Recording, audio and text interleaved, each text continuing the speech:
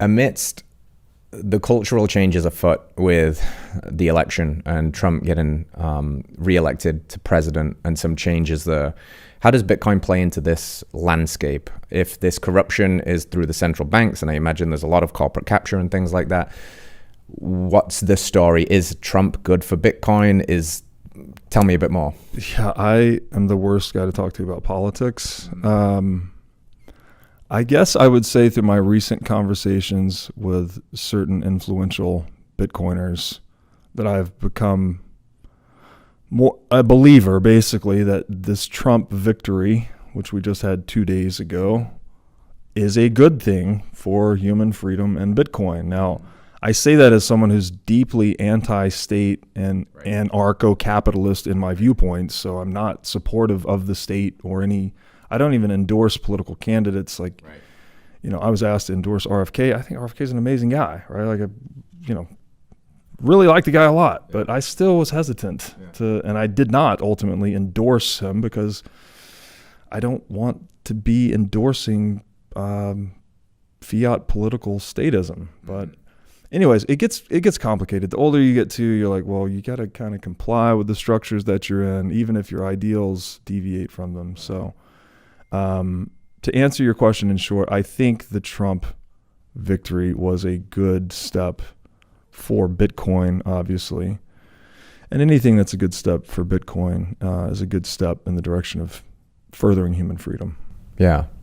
Fiat, you've used that term a bit, and I'm interested in the parallels between the broken fiat money system and how you've talked about fiat food. And actually, these are more closely linked than we might imagine. So what is fiat? What are the parallels here? Yeah. I would actually point people to the book. Saif Dinamus has written the Bitcoin Standard. He also wrote the Fiat Standard.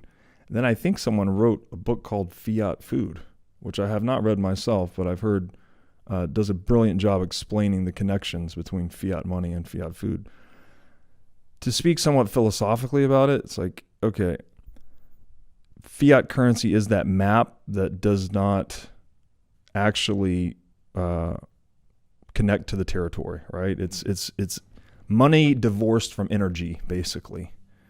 But when you have it divorced from energy, but other people think it's still redeemable for energy, they'll work for it so you can steal labor through printing currency, basically. So you get currency that has very low energy density, like the purchasing, like in the technical term of economics, it has low purchasing power density, which means each unit can't purchase as many goods and services as it otherwise could.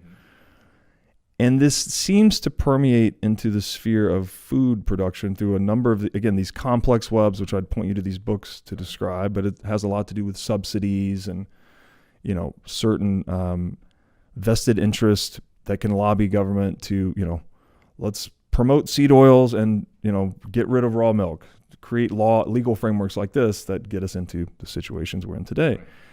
And so you end up in this world where, again, it's kind of mirroring, right, as above, so below. The food world, all of a sudden we have a very low nutritional density, actual like life energy density per unit of food has gone down. We are overfed and undernourished. Exactly. Yeah. As we are over indebted and under prosperous, basically. Right. So we've as we've debased the currency and the money, we've debased ourselves nutritionally. And I think you can go a step deeper and say we've debased ourselves morally, spiritually, etc. Of course, yeah, it's all connected. What do you think is so attractive, and why are these superpowers of Bitcoiners and beef maximalists coming together? I would take it right back to this idea of density, right, which is a very important quantity in physics, right? It's content per unit volume. And if we are this animal that is obsessed with economizing, which is to do more, to accomplish greater results with less efforts, right? To get more done in less time, to solve problems better, faster, cheaper, well, then density really matters. Density really matters. Like, I need to take as few bites and chew as few times as possible to get the maximal energy so that I can go do other things, right? I'm constantly trying to economize myself for the next task. And then, similarly with money, right? I don't want 100 million units of the thing to hold the purchasing power that one unit could, right? I want maximal purchasing power density in my money across time. So if I expended 1,000 labor hours to acquire that Bitcoin or whatever unit of money it is, I want to know that in the future I can get 1,000 labor hours roughly out of that, you know? And now it gets a little tricky because you don't want to get into the Marxist labor theory of value. It's not one-to-one. It has to be labor that other people find relevant and valuable. You can't just dig a hole and fill it back up all day, every day and call that, useful labor. Like that's obviously not useful. Right. So, but that seems to me to be the connection, is that we need density in our nutrition and we need density in our economic tools of economic exchange so that we can economize. I also think this gets into human integrity, by the way. It's like a man of his word, a man that if I just can trust that you are who you are and you will do what you say you will do, well, that lets us economize, right? I don't need to look at you and constantly evaluate, you're still doing, and that we have to establish that trust at some point in some way. But once I trust you, we're good, right? I can go and do all these other things, and I know whatever you say, with this very low cost signal for you to say that you'll do a thing. Mm-hmm. Yeah. A lot of energy behind it, right? To see that you'll actually do it.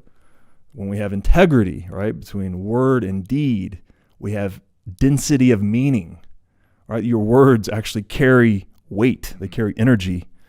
And the extent to which they carry energy is the extent to which we can have harmonious agreement. And the extent to which we can have harmonious agreement is the extent to which we can be more prosperous and effective across time and building civilization. So all these things are intertwined for me: density, integrity, trust, truth. Thanks for watching.